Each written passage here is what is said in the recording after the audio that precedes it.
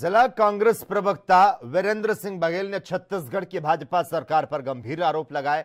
उन्होंने कहा, भारतीय जनता पार्टी की साय सरकार पूरी तरह से किसान विरोधी है।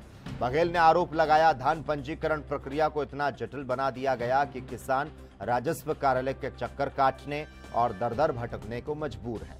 कई किसानों का पंजीयन तो हो जाता है, लेकिन रकबा कटौती के कारण वे अपने धान को 3100 रुपए प्रति क्विंटल के समर्थन मूल्य पर नहीं बेच पाते।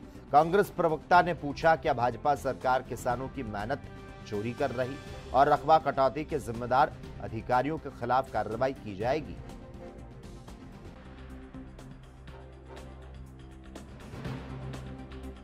खैर, जो बीजेपी की सरकार है छत्तीसगढ़ में, वो किसान विरोधी सरकार है और इतना जटिल पंजीयन बना दिया है जिसको किसान पूरा ही नहीं कर पा रहा है।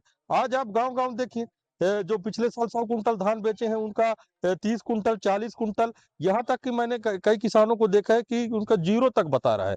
तो ये सरासर गलत कर रही है, किसानों का धान नहीं खरीद रही है और इसकी नियत नीति में खोट है और निश्चित तौर पर किसान परेशान है।